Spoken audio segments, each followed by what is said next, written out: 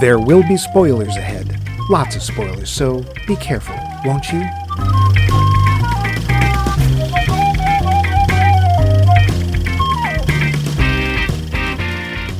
Well, Max. You thought you could get away with it. You and Bumpy planning to bump me off and take over the show for your own? What makes you think your lousy, stinking plan could ever succeed? You think I don't know about that $10 million policy you took out on me? The one that says if I die in any kind of pudding-related accident, you and the pony get to collect double? Well, I did. Oh, boy, did I ever. See, the pony, me and the pony, we've been playing you. It was you on the line. Hook set deep in your cheek because I never signed that policy. No, it was you. That contract you signed, the one I told you was for us promoting Deep House 2 and Rogue Warfare 5, that was a dummy. And so were you. Bumpy and it, well, we love each other. And there's just not room for you.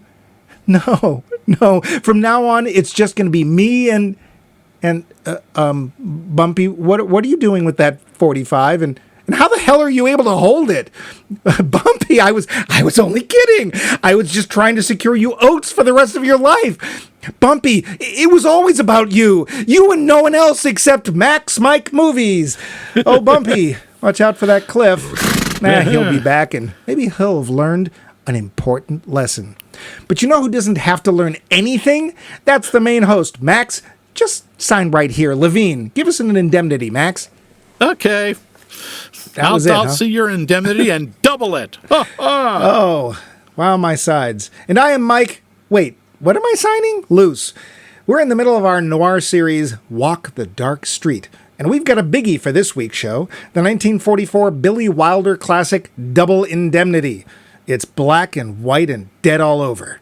But our show isn't, especially when we get to your answers to our poll question. Last time, if you recall, and I didn't, we'd asked y'all when watching a mystery movie, are you a guesser? How watching a mystery movie? Then watching a mystery movie? Why watching a mystery movie? Enough! Yep. When watching a mystery movie, are you a guesser or a non-guesser? I won't keep us in suspense, because here are your answers. Nick Hoffman was first up with, quote, I instinctively try, but actually wish I were able to relax and let it unfold, end quote. Well, cool, thanks, Nick. Next was Val Coons, though who she is a mystery to me. Yuck. Seriously, cue footsteps, everyone. She posted, quote, for the most part, yes, being a mystery writer, I like to see how other writers arrive at the solution. I usually don't care for the ones that follow the perpetrator. There's no fun in that for me. The one exception is Columbo. Yes, I know it's a TV show and not a movie. I love figuring out just when he's figured out the killer, end quote. See, I knew she was going to say that. Thanks, Val. Ben Carl leapt in like a wombat with, quote, I don't. I prefer to give myself as much as possible to the storytellers and live in the moment that they're presenting. If it's a well-done story, there should be a lot more to it than just the mystery. After the revelation, I may go back and see if it was possible to have deduced the outcome as an audience member, end quote. Well, it's a very analytical way to look at it. Thanks, Javi. Chrissy Becker-Krenitsky offered, quote, I prefer to let it all unfold and be along for the ride. Sometimes I have theories and think I've figured it out, but it's never the goal to outsmart the story, end quote. Oh, coolness. Thanks, Chrissy. I'm going to pause to clean my glasses and look concerned. Thanks for stepping in, Max. I probably will edit that out. All right. Adam Mark, in a very brief response, said, quote, yes, of course I try to figure it out. It separates the mystery fan from the casual watcher, in my view, end quote. And in my view, thanks for the answer. Dave. Can't seem to get my Dave started today. Dave was not brief, which is good. He wrote, quote, it's a sign of a weak script if I am second-guessing the plot. It means that I don't care about the characters. The characters, the setting, any dramatic scenes, the heroic journey of the detective, any clever dialogue, and the way the writer creates pathos are all more important to me. I assume you are building up to The Big Sleep with this question, because that one has such an intricate plot that I often forget who did it. Well, you weren't alone on that one. Yeah. See, the writer. But that story, I give the Bogart movie a perfect 10, but the actual book an 11, has so much going on that the actual murder doesn't drive the story for me, end quote. Whew. So this book goes to 11. No. But we always love those complex thoughts, and see last week's episode on the big sleep. Thanks, Dave. Vince, master of the betuxedoed fowl of the North's opinion was expressed thusly over to our website. Quote, "For me, it depends on how interested I am in the movie as it goes along. If it's a really clever puzzle, I can't help but try and solve the mystery. If it seems super cliche or obvious, but is still good in other ways, I am less likely to make the effort. Hey, Max, come over and we'll have that Herzog Film Festival. We'll start with Even Dwarves Started Small. They crucify a monkey in it," end quote. Wow. Crucify a monkey, you say? Hey, what are you looking at me like that for? I am not your little monkey. That but you will die for my sins. Yeah, I know. That does sound delightful, but pity you're off in that foreign country somewhere. Thanks, Vince. Yes, and sadly, as we all know, Canada cannot be reached from any other part of the world by any means known to man. It's ocean locked. For freshness. No. How about you, Max? Do you detect or let the story flow over you like Oreos in a windstorm? What? It's a very common simile, you know. No, it really is not. I am. First off, I'm very bad at figuring out who done it, and second off, I don't want to. I like to watch the movie, and I honestly like to be surprised if it's a twist or. I don't try to solve the mystery. I like to just go with the flow of the story, and like Dave says, if the characters are interesting, I don't really care who did it. You mean like in 10 Little Indians where the twist is it's actually done by 10 Little Indians? Exactly. Go look up the original title of that one. Whew. Let's not. Just call it, and then there were none. That was, Yeah. What about you? Are you a detecting type? I am right with you. I have a slightly better reason. I know you sort of hinted at this, but I try not to guess because I'm usually wrong and I don't want to feel bad. Yeah. I would. Yeah. If it's a good story, right, it's written well, then I'm not going to, I never can figure it out. I'm just not one of those people that's good with those things and clues. I'm very observant, but I just can't seem to put them together to make an actual solution. Yep. So by default, yeah. I do want to call back to Val, pointing out about my favorite TV detective, and as this podcast will be released on Monday, this Monday is my favorite holiday, Columbo Day. Max. And I want everyone to just do that one more thing for each other, because that's what Columbo's all about. Take your basset hound for a walk, drive your Peugeot, Max. all the typical Columbo Day things. Max. Get yourself a big sloppy sandwich with the Max. family. Have a wife Max. or a husband that what? Columbus Day, which is now thankfully being referred to as Indigenous Peoples Day. It generally celebrated Columbus, the explorer. No, I'm pretty sure you're wrong. How many times did I fire you last week? It wasn't enough, obviously. I think it was a record. Yeah, but anyway, that's all well and good. And maybe you couldn't guess, but we do indeed want to hear from you again regarding this little subject. Lots we want to hear. What was the worst movie viewing experience you ever had? Was it the movie itself, the venue, the patrons, or a combination of all three? Do let us know. We always love those answers. Answers what we love to eat. Bite they little heads off, nibble on they tiny feet. But my answer's pretty easy. Any movie where I was sitting next to Mike. Well, lucky for you, that doesn't happen very often, does it? Not anymore, but the scars linger. We call him the gas monster. But for the moment, we must put such dainty subjects aside so we can talk about the facts. Double Indemnity. Budget. 980,000 buckaroos. One of the cheapest movies we've actually done here on the show. The next film, I think, in order of cost would have been Deep House, which was $1 million. It was like $1 million, right? This was like only $20,000 more. Yeah, something like that. Well, that's another story. 5 million big ones. Wow. Whew. This was a success, which explains Double Indemnity to the indemnitying. Yes. See last week's episode for that joke. We almost... Sorry. But there it is. It's a running gag.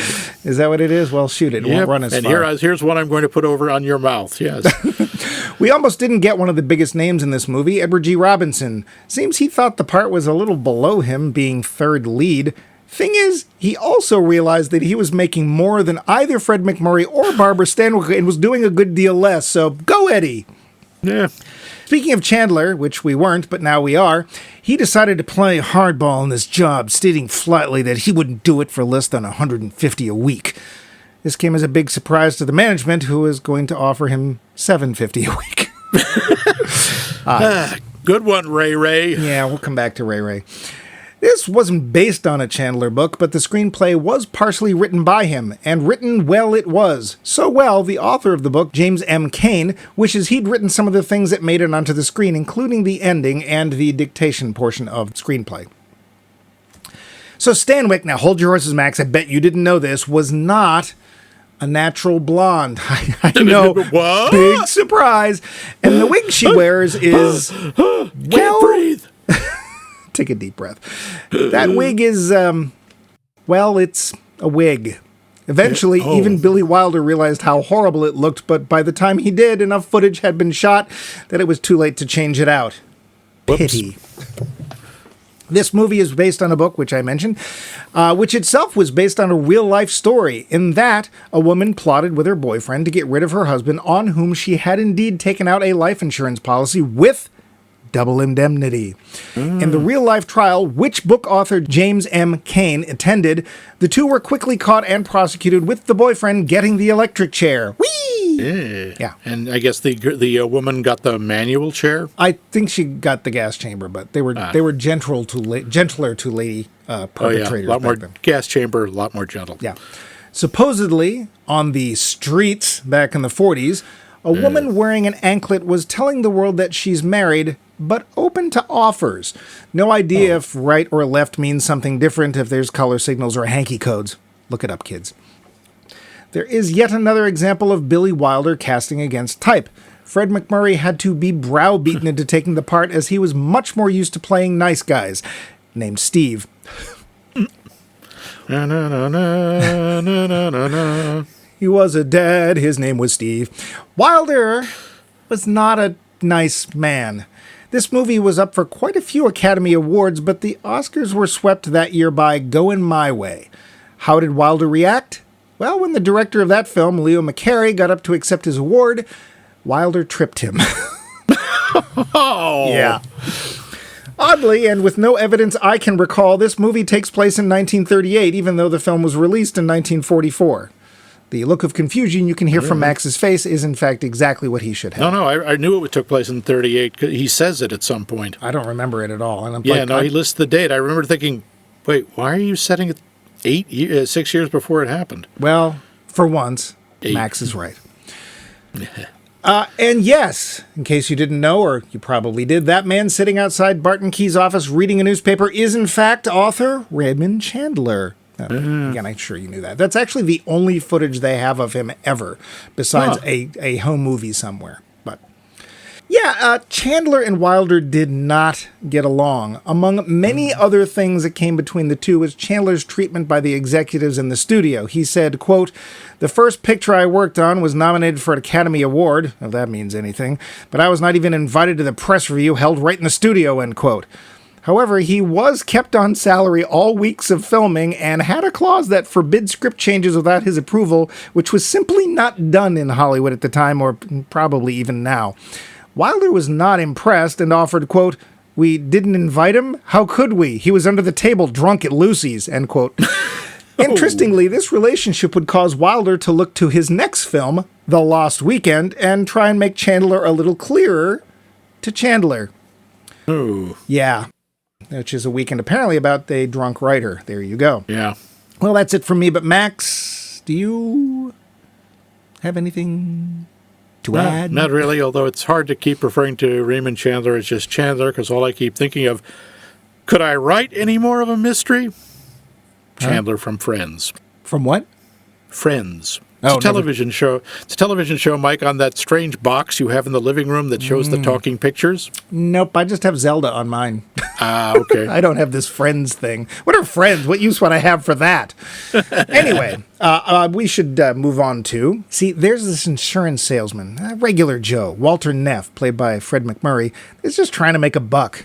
He stops off to see a client, and whom does he see instead but the client's wife, Mrs. Dietrichson, played by Barbara Stanwyck? Well, va-va-va-voom!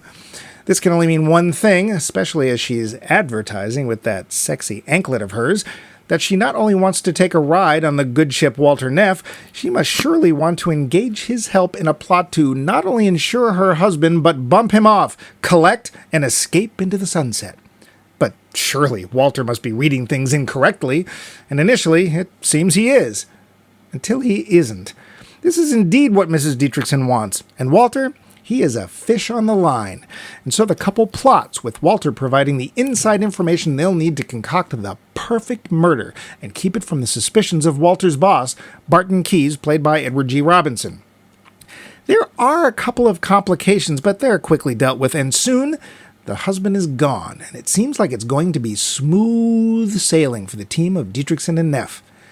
Until it isn't. See, Keyes has this little man in his stomach that tells him when something's not right on a claim, and this one smells like last week's prune whip. The noose begins to tighten, and things are, well, as this is noir, not all what they seem. Is Walter being played as a chump? Is there a true love in the heart of a cold-blooded spouse? Will they finally be able to get together and run off to wherever they were going to run off to? This is noir, baby. What do you think? The film. Well, Max, you finally get to say, I know, wake up. That's always the tough thing about hosting, is like one person gets to sit there and talk, and the other stares pleasantly into their computer screen. Meow, meow, meow, meow, meow, meow, meow, meow, meow, meow. What? It's usually what's going on in my head. What was the first time you saw this film? Do you remember? Do you even remember why you saw it? I know I saw it. I think I saw it on videotape about 500 years ago. Max's sense of time is a little odd. Yeah. So just at some point you rented it? Yeah. Maybe back when you were first able to rent movies, just to rent something. I think so. Just I went on a big noir kick for a while back in the 80s, and I think I rented it then. And I remembered some of it, but not all of it. Yeah. Well, by then what about you? You had probably turned into that big Three Sons fan that you are today. That's right. Chip, Ernie, and the other one. I know their last name was Douglas, and I don't remember his name either. Yeah, I just remember Chip and Ernie for Bob. some reason. I think it's Bob. Bob, sure, why not? Yeah. I mean, I don't think I ever watched My Three Sons, like, ever. Chip and Emil? I've just seen people make fun of them. I think I remember it being on, and I think I remember it being boring. It is very strange to see Fred MacMurray playing a hard case. Yeah. Because, he's the nutty professor. He is. What's this Flubber doing here? Yeah, he was a Disney dad. He was in a bunch of them, and he was always playing the slightly goofy, sweet but lovable, father figure, not some guy going around calling women baby. Baby, was ist this baby? Well, does that mean that you would like to get to talking about the actors? Yes, let us speak. Well, hang on. You didn't say. Had you seen this before? I did, only once, and it was. I think I mentioned this last episode where I got COVID and then suddenly got into this noir kick. The same time frame. I think so. It's like I want to see noir and stuff like that. And I rewatched Enemy of the State and stuff like that, and that's right where I started watching things like The Conversation, which is why we did that series, which was actually really good. See our entire episode on The Conversation, which is what we're having right now. Yeah, I remember it being pretty good. Fever Dream State, didn't remember that much of it, but yeah. Yeah, I had to remind... Mike was very surprised when he watched it that it did not, in fact, star Barney the dinosaur. I don't think I was at all surprised about that, no. No Barney. But yes, let's talk about the cast. Well, let's start off with Fred himself. So, Fred, how does Fred do as my note was, Walter Neff is a wolf, and I capitalized all 4 letters because that is what he is. Yeah. How is he as that?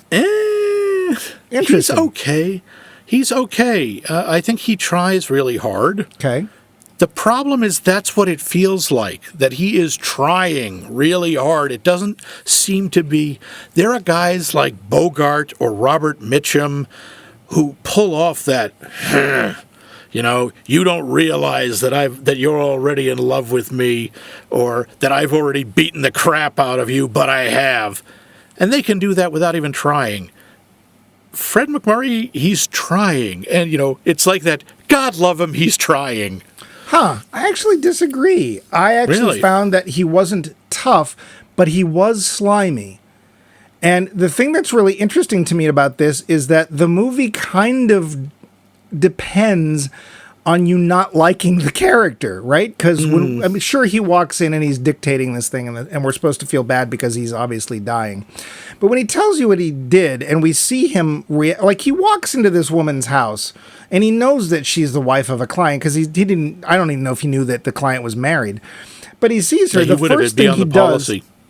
well, no, because he was there for the driving stuff. He wasn't. Doesn't matter. Auto policy, she would be on the policy. If she ever drove if she the car, drove, well, that's the thing. We don't know that she does. She doesn't seem to ever get out. But he certainly never met her, regardless. But he walks in, and it's just short of Tex Avery. It's like a Tex Avery cartoon. He nearly goes totally straight, and his tongue hangs out. Tongue falling out, hitting himself on the head with a mallet. Yeah, and... I personally instantly disliked the character because he's slimy. And the reason I think that he works is that he still feels sincere to me, and he's not trying to tough guy his way through. Now, the question I'll have for later is about the lust they supposedly feel for each other, and that I want to come back to, because that's, I think, a different question. I think playing slimy, you also understand why he's been in this job for a long time and hasn't really gone. He says, I like being a salesman later on, but you also get the impression that Keyes is a rare friend. Look at his apartment. It's not really nothing to write home about. So I don't know. I bought Fred MacMurray, and I thought he did very well. And this is also, again, Wilder casting against type, which is something I wish happened more often, because I think it often works really well. Then we have Barbara Stanwyck, a little-known actor who made, I think, this film and nothing else. She never appeared on screen again. Yes, there was a, shall we say, big valley in her career after that. Well, among other things. I mean, she was one of the femme fatales. She was nominated for 4 Oscars. She was a big deal. Yeah. I gotta say, that wig drove me insane. It didn't bother me. Didn't bother me at all. I didn't think it was a wig. I'm so used to bad hair in those movies. Well, I didn't even think it was a wig. I just was like, who cut her hair? She did? Yeah. I didn't think it was a wig either. I just thought it was a bad dye job. It also, quite honestly, in a lot of shots, made her not really that attractive. Yeah. When she's lit well, I think she's that person that everyone's expecting her to be, that Barbara Stanwyck. But I don't know. I think she had a real sensuality about her. It didn't matter how she was lit. How did you feel of her playing this part? How well did she do? I think she did a pretty good job. I am not the greatest Barbara Stanwyck fan. I think she's a little limited in her range. Okay. But I got to say, with this, she pulls off some really subtle moves. The bit where Walter is murdering her husband, who is sitting right next to her in the car, and we do not see him break the guy's neck. The camera is focused entirely on her, and the way her face barely changes, because you can tell she's got herself completely under control, but just this little look of satisfaction was really well done and really both impressive and disturbing. I want to say that Dietrichson is the best manipulator we've had since Bridget O'Shaughnessy in The Maltese Falcon. That part, Mary Astor, every time I watch that show, I'm more and more delighted by her performance, because every point Bogart tries to corner her and say, you're lying, sweetheart. It's like, well, of course I'm lying, but then again, I always do this thing. And you're like, no, she's lying about that too. And I don't know, I found her really delightful, but this character is just as manipulative. It's just Mary Astor had just this extra little delight to her that I liked, but I thought she did a very good job too. I think, however, honestly, the star of this film in a way is Edward G. Robinson. He has the most charisma. I'm sorry, he has the most screen presence. Whatever you say about Robinson, Mr. Friendly Witness. He was... Oh, was he? Yes, he was. Oh. Patooey. Yeah. He had real presence. And he could just... When he's on screen, he commands it. And it's funny to see him...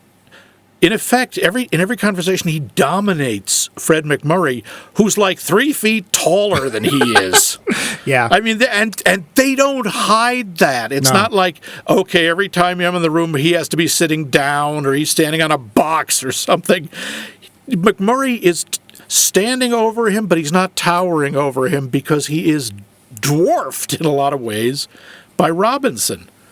Robinson has a lot more personal power about him. He's also arguably the only sympathetic character in the entire movie. He is. The guy, he's scrupulously honest. He's incredibly good at his job. Yeah.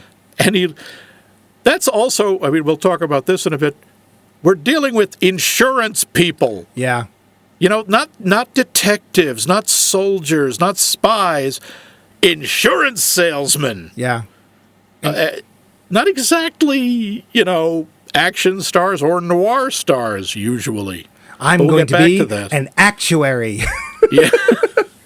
Yeah. But no, I agree. I think Robinson is the best performance in the movie. And he's also a friend to our main character, where I can't even say protagonist because he kind of isn't. He's not exactly I guess he's an anti-hero, but he's not trying to do anything good. He's not using bad means for good things. He is the protagonist in that he's the one we see the most. He's the one that the narrative is focused on. Yeah, although when he first says, "My little man tells me," I'm like, "You're what?" Oh, yeah. Right, it's 44. That's not what he's referring to. Yeah, that's a different little man there. Yeah.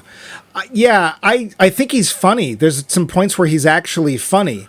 And you do really like him, even at the end when he's like, "I can't be friends with you anymore." Spoiler, if you haven't seen this, it's a nearly 80-year-old film, so whatever. Yeah. At the end, when he's found out that this friend of his employee, basically has committed this crime, he's still treating him gently, even though he's like, "Yeah, I'm not going to give you a break. I'm not going to let you go. I'm calling the cops and everything." Not that I think you're going to get very far, but he doesn't totally turn. He's a very sympathetic character. He's kind. Which means I don't know how he got into insurance, because even back then, they are portraying the insurance business as being really horrible.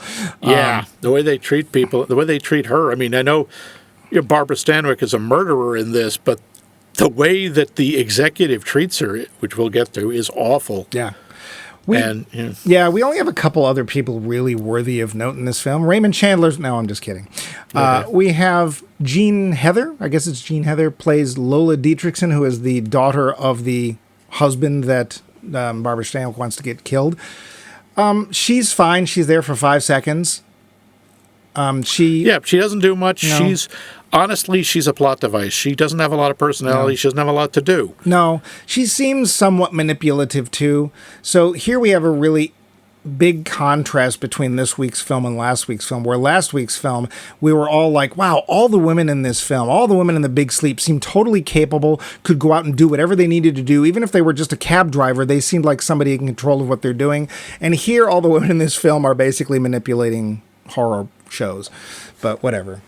Well, Lola, I think, is the closest we have to an innocent in this, apart from having really bad judgment and bad taste in men. Yeah. She's in love with Nino, who's obviously a boat anchor, but whatever. Yeah, he's awful. And there's also, Tom Powers as Mr. Dietrichson. He's there for 5 seconds. He's fine. Yeah, he's on screen for maybe 10 minutes total. I mean, really, honestly, he's only there so that we know that Mrs. Dietrichson's description of him is, in fact, correct. She's not making stuff up. She's not just trying it for the money. She really is actually unhappy because he's a jerk. Yeah. But she did marry him, so, yeah. Then there's one person in this that kind of confuses me, and that's Richard Gaines as Mr. Norton, who is the the executive. Why does he confuse you? Because he doesn't act like anyone else in the movie. He acts like he's in a Howard Hawks movie. He talks really fast. Yeah. He talks really fast to get the point out, Max. See, I have to keep going like this. It's like they said, okay, you've got 4 minutes to get all this dialogue out. Move! He talks really fast. He's much more exaggerated in the way he talks and his gestures.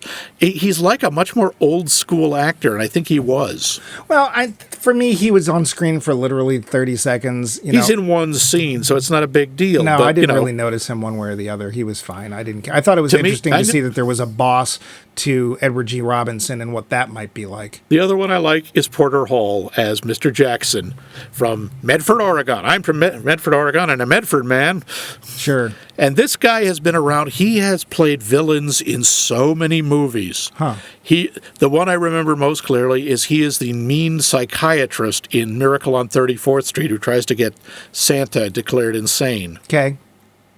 So, he is playing his usual sort of goofy accent, but he's not he's not a heavy in this. It's unusual. Huh.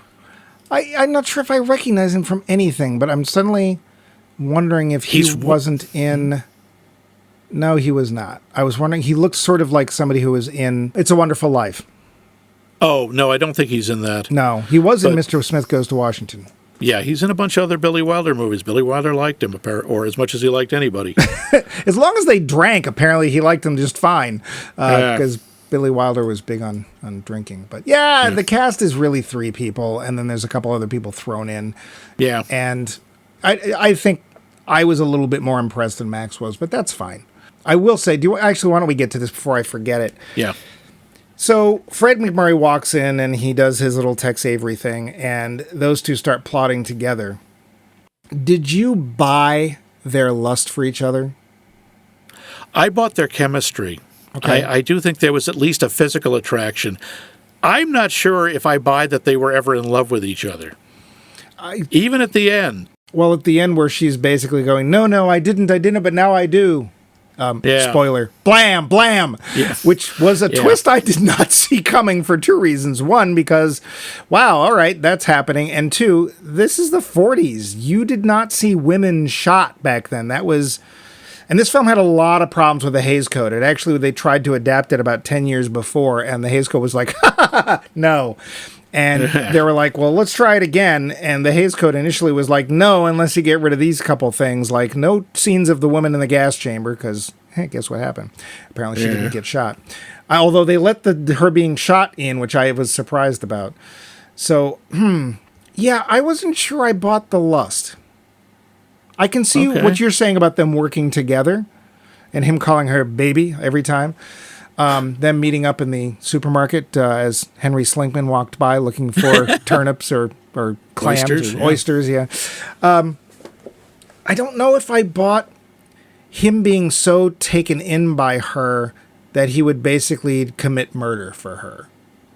The one thing the one reason I could see that is something you point out. I think this guy is very alone. Yeah. He very clearly, if you look in his apartment, he's got like no pictures of people up. No. In the place, I will bet you he has 1 dish, 1 set of silverware in the sink. 1 glass.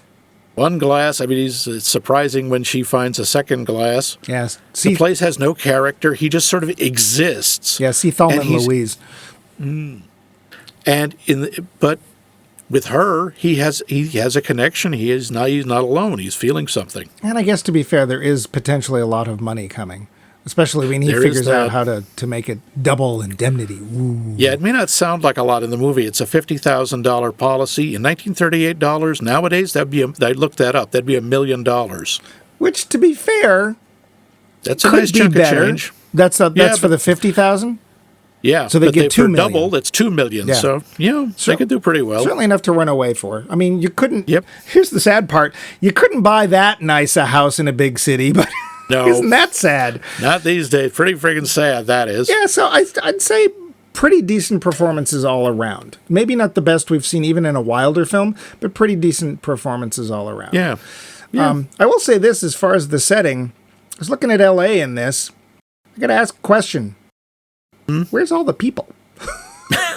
Oh, LA's a pretty much a ghost town by then, and it hasn't really changed. Like at night on the streets when they're driving around, nobody. When they're walking around to various apartments, buildings, and coffee shops, nobody. It is the emptiest LA I have ever seen. But at least, and it rains an awful lot. Yeah, I know, doesn't it? All these noir films, I am amazed how much it rains in Southern California, because that's not what I was led to believe, especially last year. Now, yeah, I heard it never rains in Southern California, but it pours, man, it pours. Yeah, when it pours. Maybe the weather was different back then. I don't know. Or maybe it's noir. You have to have rain at some point. So yeah, it has to be dark and gloomy. And you can't have bright sun. Speaking of which, we start off the film pretty dark and gloomy because our protagonist, our top-billed actor, basically wanders into a building, sits down, and starts confessing to what the film's all about, his having murdered. Yeah, it's a lot like Sunset Boulevard in that it, in effect, begins at the end. Yeah. And he's walking in with a funny-looking stain on the right arm of his jacket, which keeps getting bigger, sweating, staggering, and we find out, of course, he's bleeding to death. Well, and that's the sad part, is the wound that he's got probably wouldn't take that much for him to not bleed to death. If the bullet had hit the brachial artery in the arm, you can die in up to 90 seconds. Well, obviously that's not true because he gets in a cab. He hails a cab, rides back to his office, gets in, goes up, and sits down and spends an hour and a half talking. A bullet wound in the arm can absolutely kill you. Oh, I know. It absolutely can. I'm just saying it wouldn't take that much effort to keep from dying. I think that, and that's a key point. If he'd gone to a hospital first, they could have patched him up, because clearly he's got enough wherewithal to get in a cab, get to his office, get into the office, and use a dictaphone for 2 hours or however long it is. Well, and what was that thing? Am I wrong, or did he pull out a wax cylinder and stick it in I think that was a wire recorder. A wire recorder, I'd understand. A wax cylinder? I don't think it was a wax cylinder recorder. Hey, not even in got any in ether left? 1938. Yeah, I think, though, that's a point. I think that the point was that he could have done something and chose not to. Yeah, he chose, it's like, I'm done. I've killed the woman I want to sleep with. I don't know. And the money. Yeah, I've lost the money. He's lost everything. He's destroyed his career. He's betrayed his only friend. Yeah. Because he's, in effect, defrauding him. Yeah. And the company. But there's some interesting little character bits in here that make, and I think they're actually subtle enough that you might, not you, but a viewer might sort of pass over them and not really realize what's going on. One of them is for Edward G. Robinson, and that's Edward G. Robinson, as I said, being kind to Neff at the end, but not letting him go, and not letting him just die. Because if he just dies, he doesn't have to face the trial. He doesn't have to face, he says gas chamber, apparently it was electric chair at the time, but he doesn't have to face that part of the actual paying for his crime. And Keyes is like, yeah, no, you're not, I like you, but I don't like you that much. It's obvious that... By the way, I think that is part of the Hays Code. They always want the criminal, part of the Hays Code was criminals in movies have to face justice. And they could be killed, but I think they probably were trying to placate them because of other stuff, saying, look, see, he's going to be arrested and stand trial, and the system works, and hooray for us. We'll be back after this commercial message. Mark 7. Sorry, those are deepers. But I think it's also a really interesting callback and enhancement of the Barton Keyes character, because again, like you said, this is somebody who's scrupulously honest. And to the very end, he's like, no, that's my thing. You're my friend. I really liked you, but I'm not going to bend myself even for this. So to me, one of the fun and interesting things about Keyes is when he starts out, I started thinking he was going to be a bad guy, being a jerk, because there is this poor, obviously Mexican truck driver who is in there wanting to know why his claim is being denied. And it starts out like, oh, here's the heartless insurance man who's found some loophole. And it's like, no, we found evidence that you've set your truck on fire. Yeah.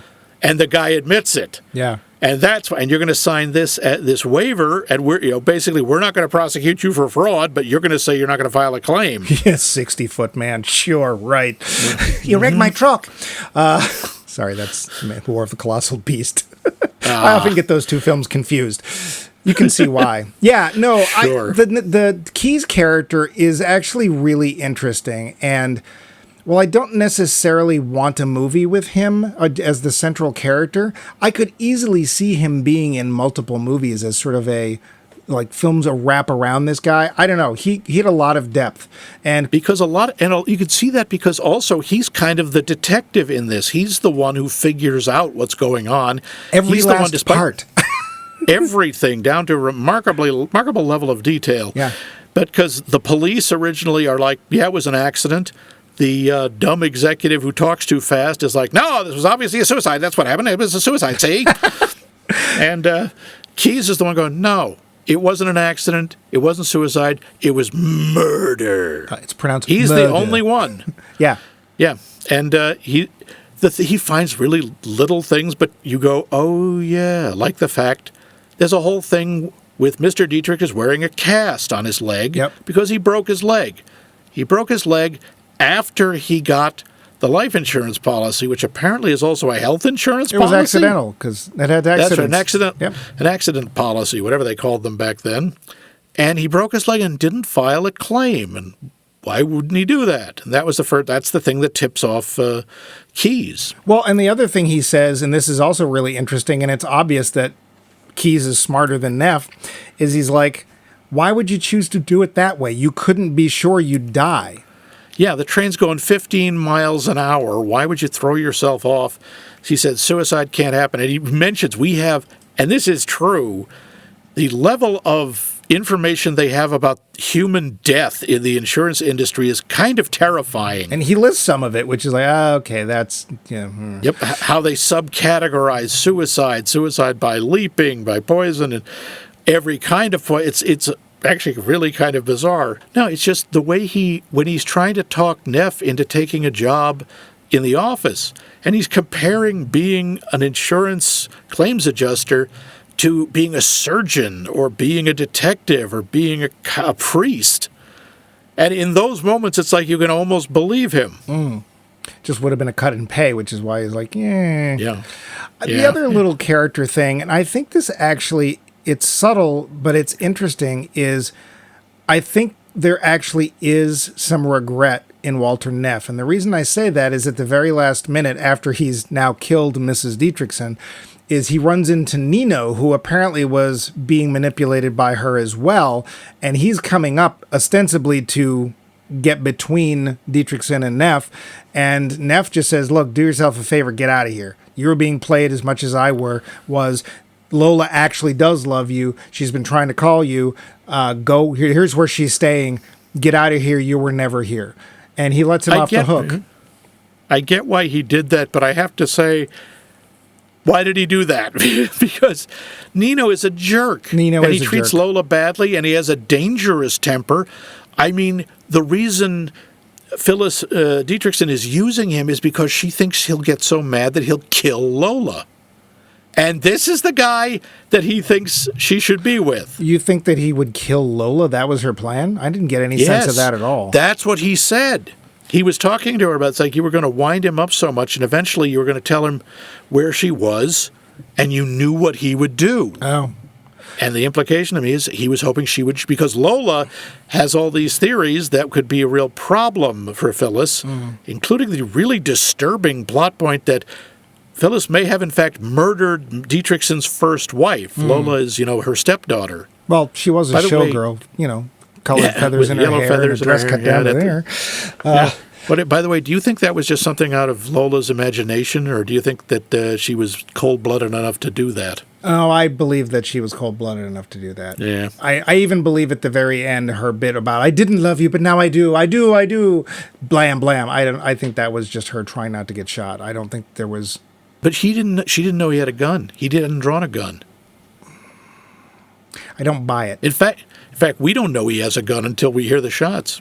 We never see him with one. I remember him actually showing it before he went in, but that she wouldn't have seen it. She certainly has one. She's so reptilian, I just can't. I don't know. This is where we're going to disagree. I don't think she did. I think it was as a desperation plea. I think that's true too. I think she's a sociopath. Well, but I think for a moment she could have killed him, and why didn't she? because she's got nowhere to, because what's his name isn't here yet, and she can't blame it on him. Because I thought that's why he was coming that night, was specifically to deal with Neff. I don't know. It's kind of, there's a couple of tweaks that I would like to have seen. One of them was in the Nino character. If we had seen some little hint of desperation or some sympathy with that character to make us understand why he was so uptight, having lost his job and, blah, blah, blah, blah. I think we might have been able to side with him a little better, and it would have been a stronger character. Yeah. And also this whole throwing this, oh no, I really love you, Bart, at the end. We needed something. I didn't fully buy it, but then again, why else would she do it? You know what I'm saying? Yeah. So, I would have liked a little clarification. They could have also done it, I think, through the acting a little more. Yeah. I would say that in general, the dialogue is good and playful, but it's also heavy and aggressive. There was one really suggestive line that I'm like, how did this get past the Hays Code? Because I know which one. It's coupled with, all right, so picture Fred MacMurray and Barbara Stanwyck, and he's just met her, and he's trying to get her to let him stay and, do things. And one of the things he offers to do, and after he says this line, as he's looking to her, he looks down. And what he says is, I could run the vacuum cleaner. And I was just like, did he just say what I think he said? And did he mean what I think he did? That's dirty. Oh, see, that's not the one I was thinking of. I was thinking of the one where, she's talking about my husband usually does that. He says, well, anytime his thumbs get tired. Oh, yeah. Okay. And then later on, there's a shot where she's gone to his apartment and we cut away. And all we see then, she's there, everyone's perfectly dressed, but she's reapplying her makeup. And that, to me, is Hays Code for, oh, they totally did it, dude. Yeah. Do you think so?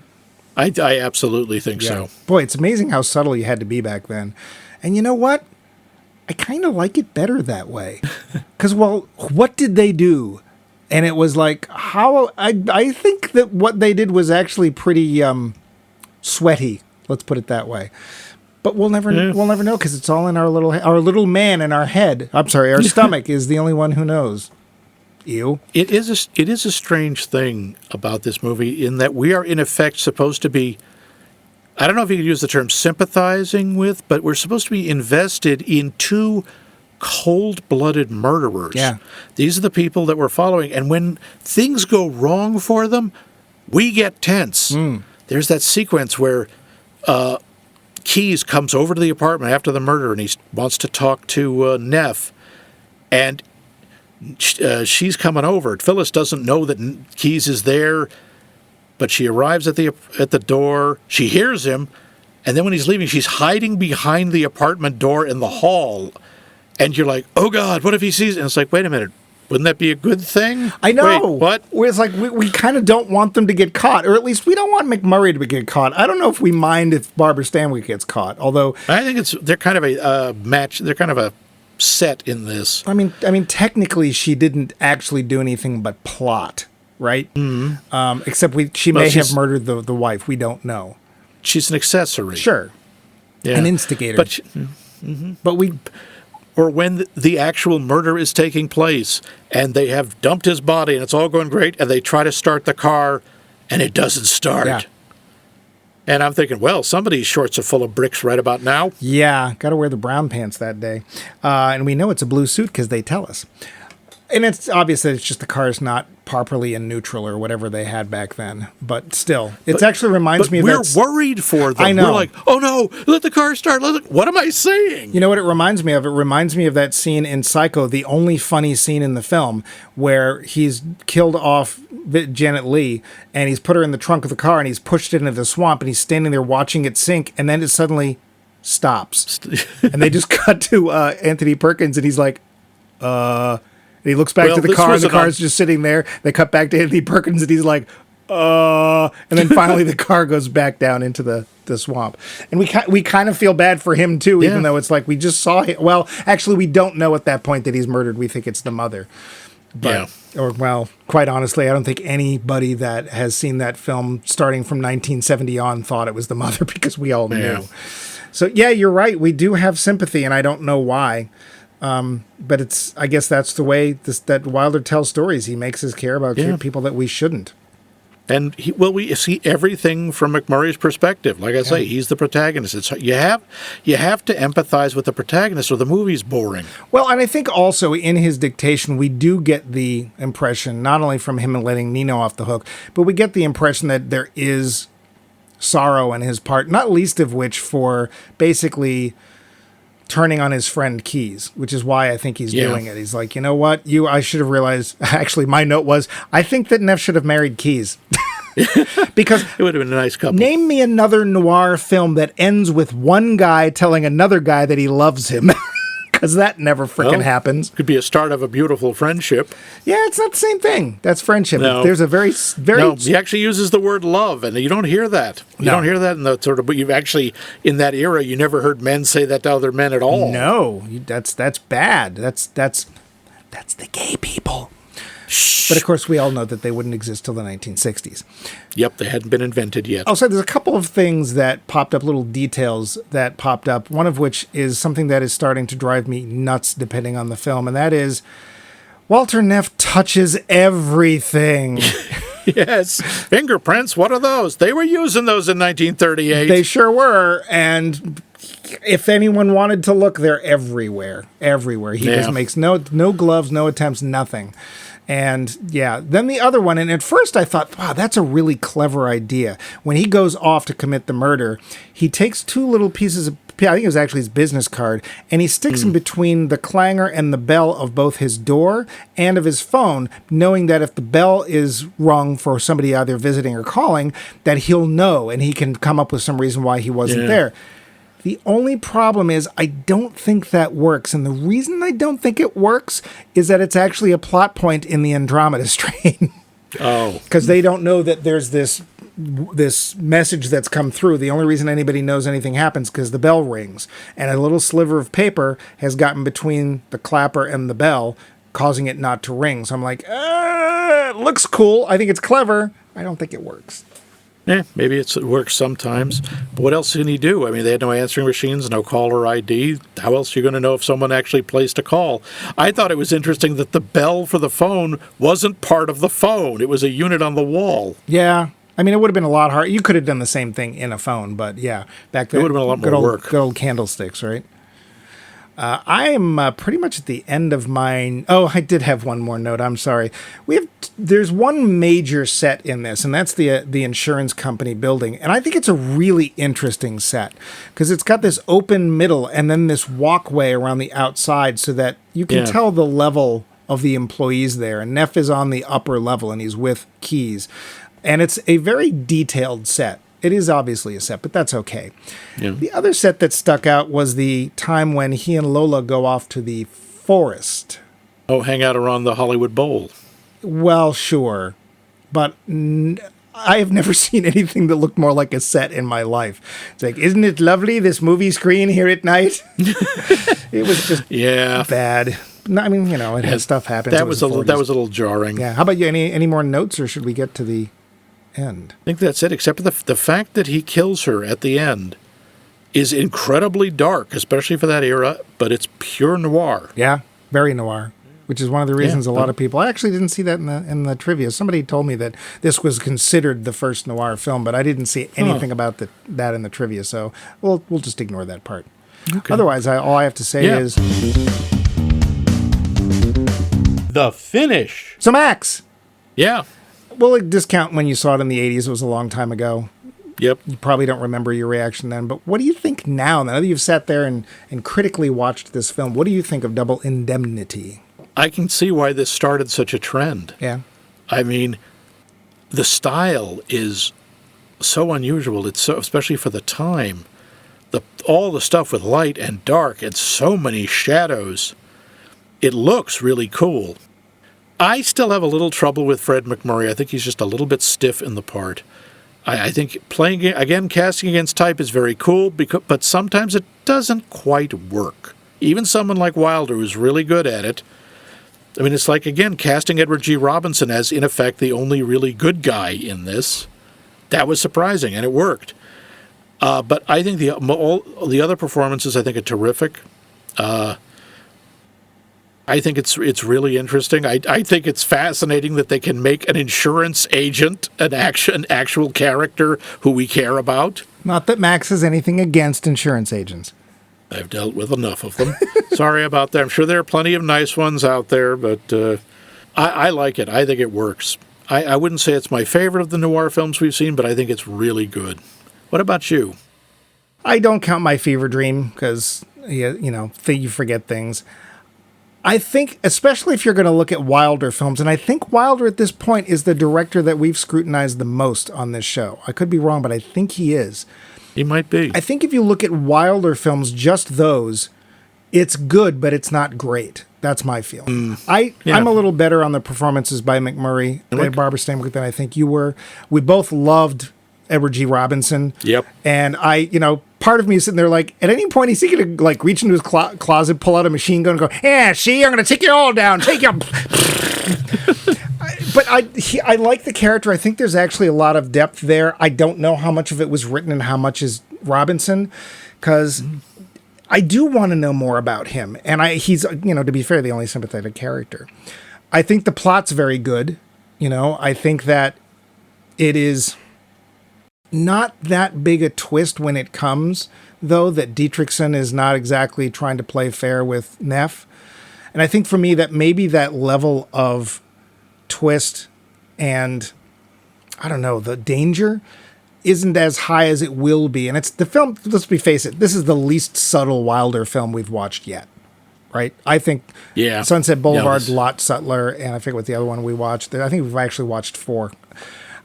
So if you're going to look for noir films, I think there's better stuff out there, but it's still good. And it probably did break a lot of ground. It's just, if you, especially from a historical perspective, you definitely want to see this if you're all into noir.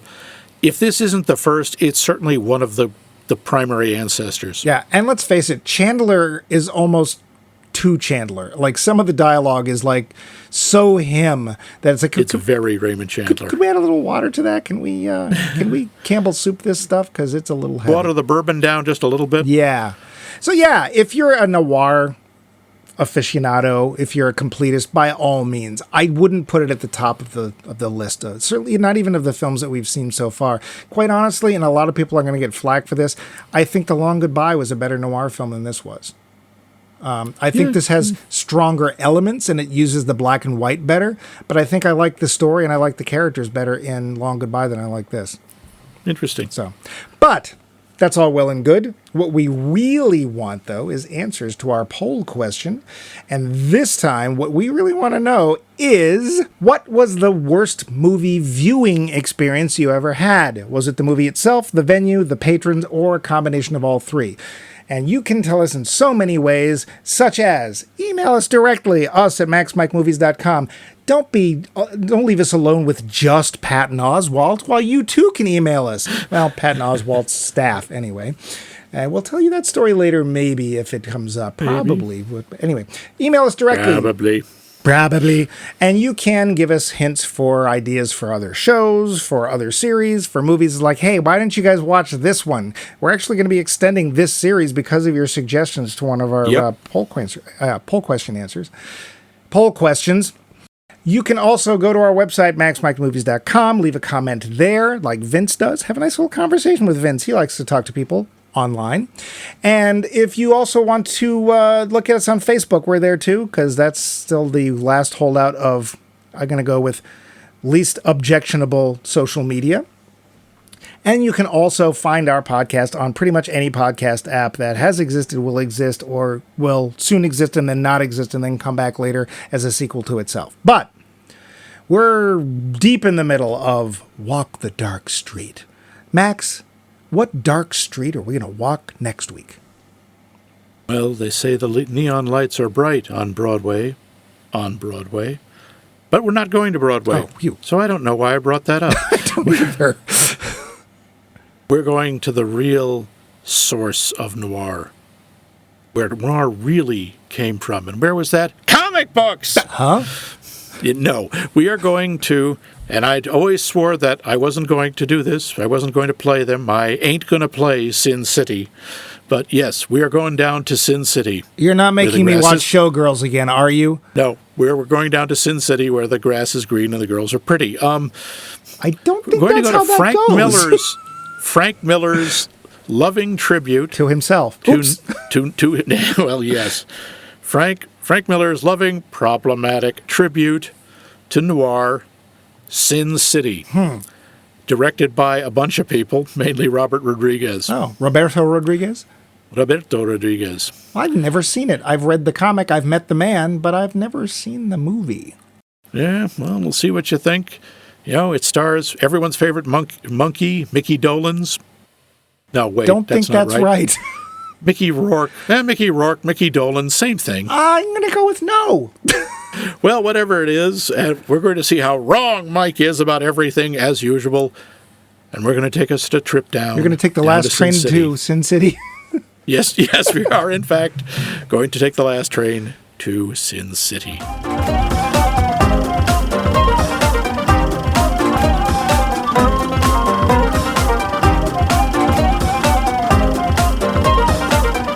This has been a co-production of The Voice of Max and The Movie Wrench.